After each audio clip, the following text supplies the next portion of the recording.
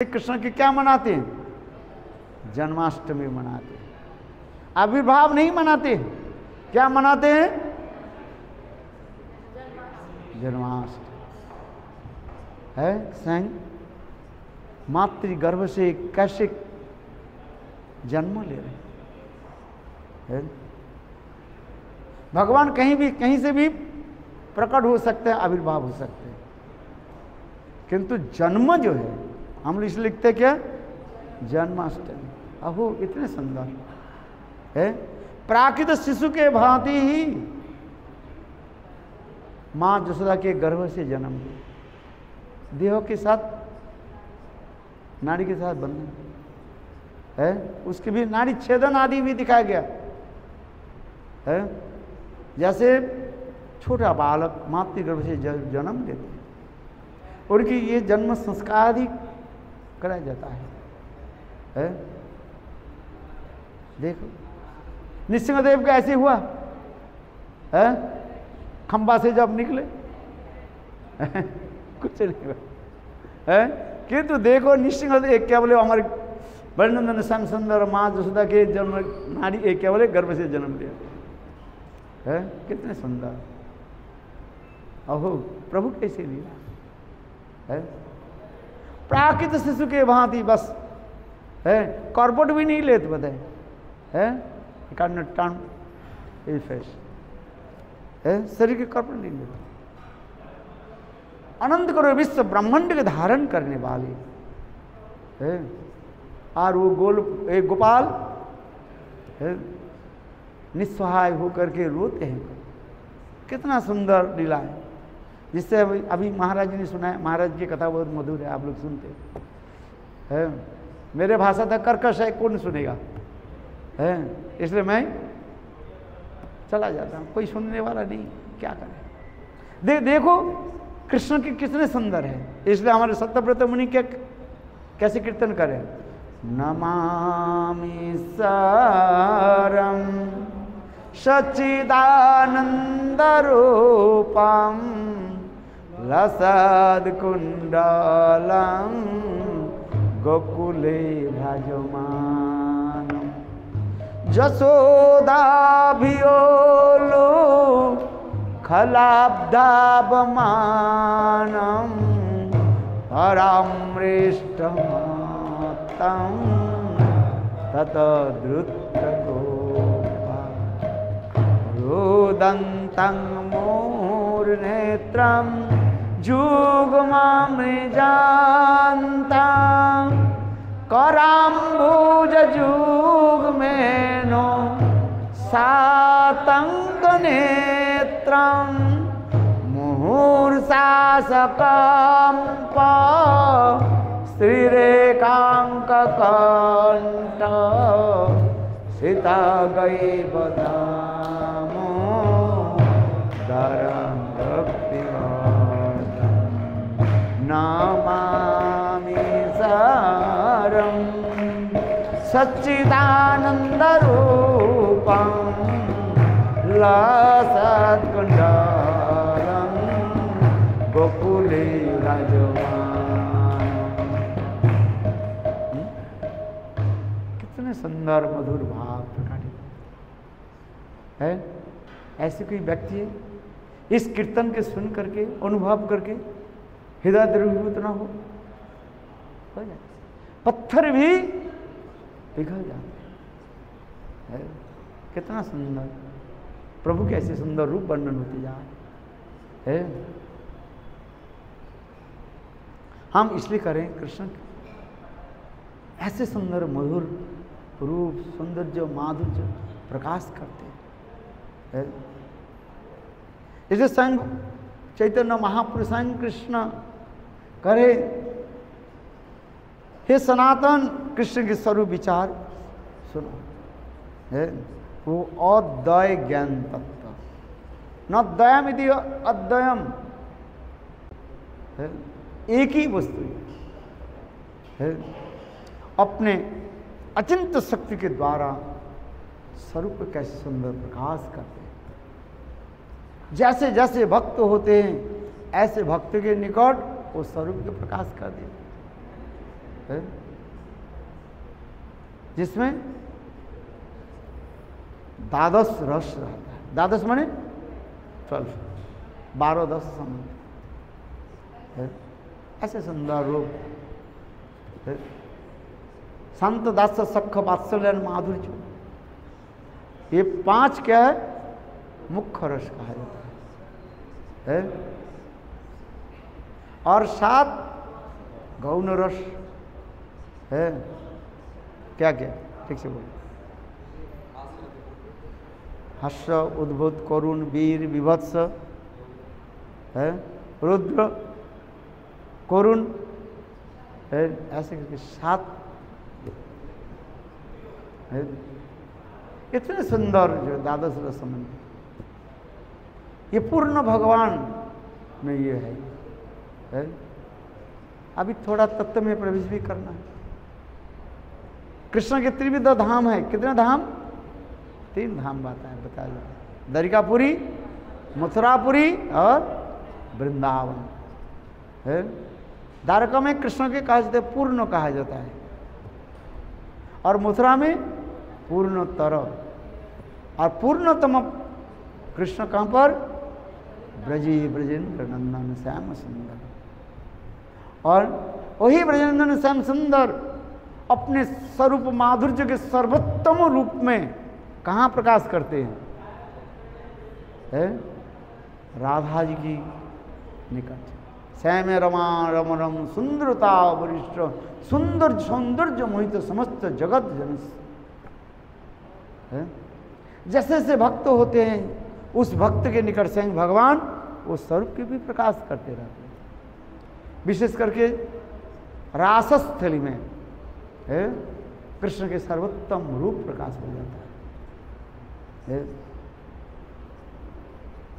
इसलिए करें अद्वय ज्ञान नद्य में थी। अद्वय एक ही परतत्व है। अपने अचिंत शक्ति के द्वारा स्वयं रूप, तदेकात्म रूप और आवेश। स्वयं रूपे ब्रजे ब्रजेंद्र नंदन, काल में लेकर श्रवण किया था। स्वयं रूपे ब्रजे ब्रजेंद्र नंदन।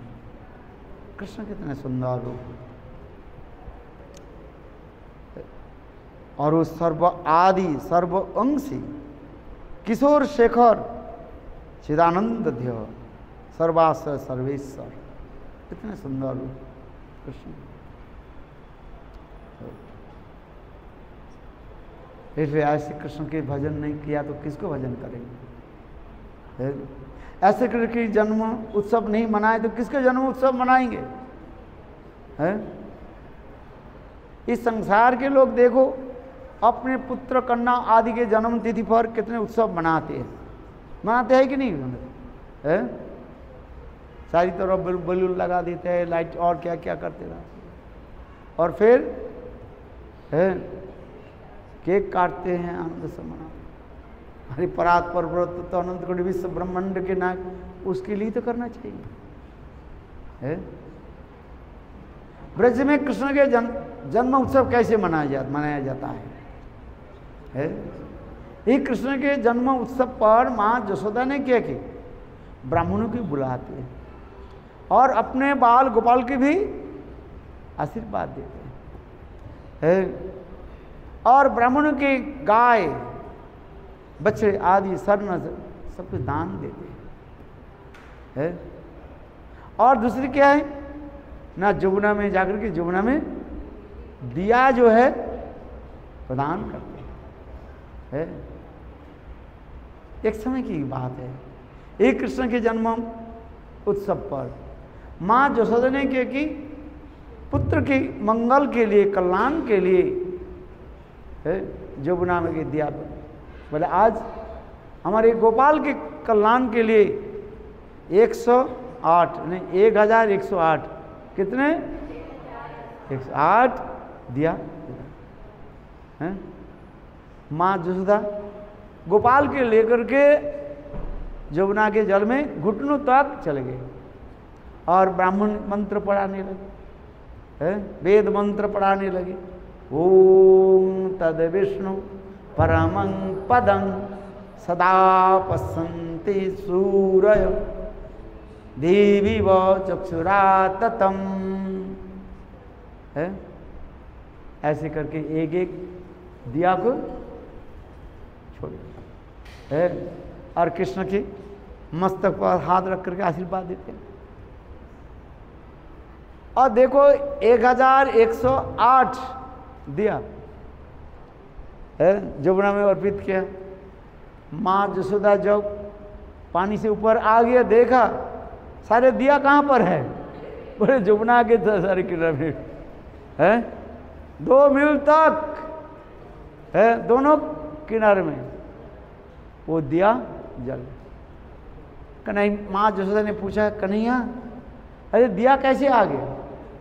देखो कन्हैया ने कैसे सुंदर जवाब दिया, ये मैया जो इस संसार में कोई भक्ता चले जाते ना, मैं उनको उठा करके कहाँ पर रख देता हूँ, किनारे पर रख देता हूँ। बोलो वृंदावन बिहारी लाल की जय। है जो कहीं माया रूपी समुद्र में नदी में कोई चले जाए, उसको कौन उठाएंगे, कौन? हमारी प्राण गोविंद। यही तो जगत की शिक्षा देते हैं। ऐसे कृष्ण की अनेकों जो है मधुर मधुर लीला भी है। इसलिए मैंने वो श्लोक कहते कृष्ण क्यों नित्य गोलोक वृंदावन धाम से इस जगत में क्यों प्रकट होते हैं? बोले जीवों के अनुग्रह कृपा करने के लिए। इसलिए अनुग्रहाय भक्तानां मानुषं ध्यमास भजते तादृश क्रीड़ा जाशुत्वा तत्परो भवे। ऐसी कथा को श्रवण करके, चिंतन करके, स्मरण मनन करके उसमें डूब जाए, माया तुम्हें स्पर्श नहीं है। जो कोई दीवारत्र प्रभु के ऐसी लीलाओं के स्मरण करते रहें, चिंतन करते रहें, तो माया कहाँ स्पर्श करे है? उसमें देह स्मृति ही नहीं रहेगा। जैसे गोपियां क्या बोली, देह स्मृति नहीं जार, संसार को कहाँ तार।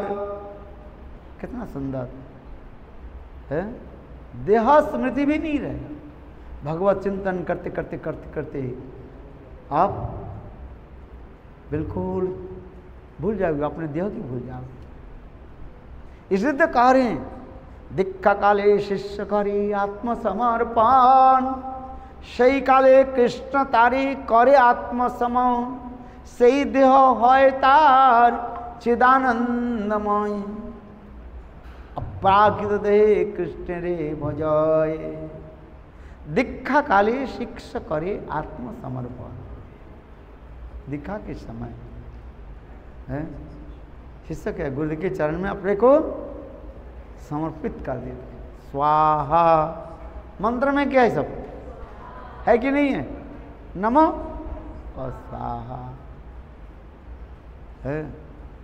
बोले दीक्षा काले शिष्य करे आत्मसमर्पण, सही काले कृष्ण तारे करे आत्मसमर्पण, और सही देह है तार चिदानंदमय। उस समय उनके भक्त के शरीर कैसे हो? चिदानंदमय शरीर है। इसलिए दीक्षा मंत्र आदि ग्रहण करने पर धीरे धीरे धीरे धीरे ये सब अनुभूति होगा। एक समय नहीं, एक दिन में नहीं हो जाता है। और दीक्षा भी एक दिन में नहीं, एक तो अनुष्ठानिक दीक्षा होता है। अनुष्ठानिक समय जैसे गुरु के पास आए है, फूल की माला लेकर के आए, फल लेकर के आए, गुरु के दे दिया, गुरुदेव मंत्र दे दिया, हो गया दीक्षा। बोल इसको कहा जाता है अनुष्ठानिक दीक्षा का। और पारमार्थिक वास्तव दीक्षा होता है धीरे धीरे गुरु के मुखारबिंद से हरि कथा श्रवण, गुरु वाक्यों पे विश्वास हो जाता है।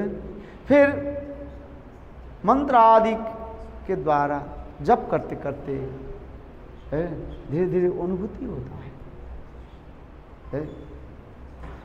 एक दिन इसलिए कहा जाता है ये दीक्षा हमारे संपन्न कब होगा, पूर्णतः दीक्षा कब होगा बताओ?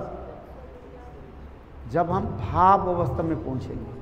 आदु श्रद्धा साधु संग भजन क्रिया अनर्थ निवृत्ति निष्ठा रुचि आसक्ति भाव दशा में, तो अब दीक्षा पूर्ण है।